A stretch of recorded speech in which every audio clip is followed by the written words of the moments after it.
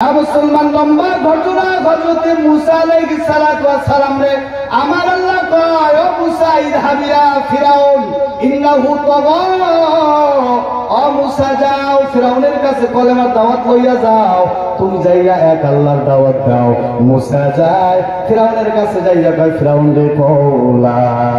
ইলাহা ইল্লাল্লাহ মুসা কালিমুল্লাহ ফিরাউনের কাছে মুসা নবী দাওয়াত লইয়া যায় ফিরাউন কওলা ইলাহা ইল্লাল্লাহ ফিরাউন কয় মুসা কি বলো আনা রব্বুকুমুল আলা আমি তো পৃথিবীর সব থেকে বড় খোদা তুমি আবার কোন খোদার দাওয়াত লইয়া আসছো কন্যা নাউজুবিল্লাহ ফিরাউন কয় আমি সব থেকে বড় খোদা তুমি আবার কোন খোদার দাওয়াত লইয়া আসছো এবার ফিরাউন কইতেছে আমি তো বড় খোদা তুমি কোন খোদার দাওয়াত দাও মুসা নবী কয় ফিরাউন সাবধান সাবধান উল্টা পাল্টা কথা বলিও না একজন আমার আল্লাহ আছে তিনি বলেন তোকে আরো জোরে কোনকে বলেন আল্লাহ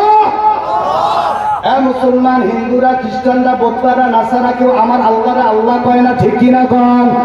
শুধুমাত্র মুসলমানরা আমার আল্লাহরে আল্লাহ কয় এছাড়া জমিনের আর কেউ আমার আল্লাহরে আল্লাহ কয় না ঠিক কিনা কন আল্লাহ আল্লাহ কেমন বারক নাম আল্লাহ আল্লাহ আশে কুকা কাম হয় মুসা নবী ফিরাউনের ডাক দেয়া ফিরাউন উল্টা পাল্টা কইরো না ফিরাউন ডাক দেয়া কয় মুসা তুমি আল্লাহর পয়গম্বর দলিল দাও মুসা নবী কয় আমার কাছে দলিল আছে বলে কিসের দলিল বলে আমার কাছে একটা কিতাব আছে কিতাবের নাম হলো তাওরাত আর একটা লাঠি আছে এই লাঠি আমার মুজিজা ফিরাউন কয় তোমার হাতে যে লাঠি আছে ওই লাঠি আমার হাতেও আছে রে আমাদের কাছে অনেক লাঠি আছে মুসা নবী কয় আমার হাতে যে লাঠি আছে তোমার হাতে যে লাঠি এক নয় এই লাঠি হইল আল্লাহর জান্নাত থেকে আসছে পয়গম্বরদের হাত বদল কইরা আমি নবী মুসা পর্যন্ত এই লাঠি আছে কোন আল্লাহু আকবার মুসা নবী এবার ফিরাউনকে কয় এই লাঠি আর সেই লাঠি সমান নয় মুসা নবী বলতেছে ও ফিরাউন কওলা ইলাহা ইল্লাল্লাহ ফিরাউন উল্টা পাল্টা কথা কইয়া কয় মুসা রে তোমার হাতে যে লাঠি আছে তোমার লাঠির কারিশমা দেখাও এবার আমার আল্লাহ কয় মুসা তোমার হাতে যে লাঠি আছে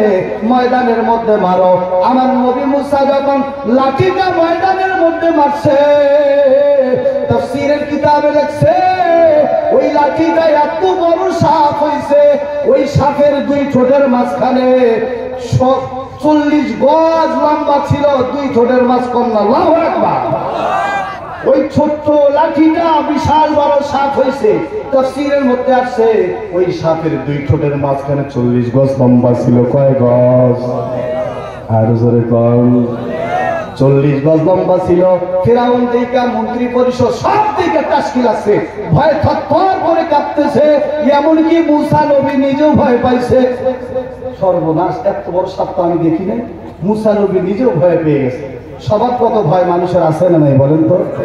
পয়গম্বর উনি তো মানুষ ফেরেশতা না ঠিক কি না কয় এবার মুসা নবী তৎপর করে কাঁপে সাপরে দেখা ফিরাউনও দেখছে আমার আল্লাহ কয় মুসা আপনি কেন ভয় পান বিসমিল্লাহ কইয়া আপনি লাঠিটার অর্থাৎ সাপের লেজটারে ধরেন মুসা নবী যখনই ওই সাপের লেজটারে ধরলো আমার আল্লাহ কয় কুন ফায়াকুন আমার আল্লাহ বলতে দেরি হইতে দেরি হয় না সঙ্গে সঙ্গে সাপটা আমার আল্লাহর হুকুমে লাঠি হয়ে গেছে এবার ওই জায়গার মধ্যে ফিরাউন দেখা করতেছে মুসা তুমি বড় মারাত্মক জাদুঘর হয়ে গেছো তুমি বড় জাদুঘর তোমার সঙ্গে আমার কোনো জাদু খেলা নাই আমি ফিরাউন না আমি কোনো জাদু জানি না তবে অমুক সময় অমুক মাস সামনের মাসে সকাল অমুক তারিখে সকাল 10টার সময় মিশরের বিশাল বড় এক স্টেডিয়ামের মধ্যে তোমার জাদু খেলা হবে আমি মিশরের যত জাদুঘর আছে সমস্ত জাদুঘরের ওই জায়গার মধ্যে একত্রিত করব তোমার সঙ্গে জাদুঘর খেলবে আমি খেলতে পারবো না এবার ওই সমস্ত জাদুঘরদেরকে ডাকানো হইল লক্ষ লক্ষ জাদুঘর একত্র হইয়া যায় মুসা নবী একদিকে একদিকে দাঁড়ায় আছে লাঠি লইয়া, আর একদিকে জাদুঘররা দাঁড়ায় আছে। ওই সময় রসম ছিল যেই খেলার মধ্যে বাদশাহ নিজে উপস্থিত থাকতেন, সমস্ত খেলোয়াড়ের একই পোশাক হইত। এখন ওই মুসার নবীর অর্থাৎ ফিরাউনের যে জাদুঘররা ছিল, ওই জাদুঘরদের সবার একরকম পোশাক ছিল। এবার মুসা নবীর ওই পোশাক পরাইতে গেছে, মুসা পরো, এই যে আমাদের পোশাক পরো। মুসা নবী কয় তোমাদের পোশাক আমি পরবো না। কয় কেন পরবা না? কয় কেন পরবো না জানো? আমার যে পোশাক আছে এই পোশাকটা দুনিয়ার সামান্য পোশাক নয়, এই পোশাক হলো আমার আল্লাহর পোশাক। সুবহানাল্লাহ।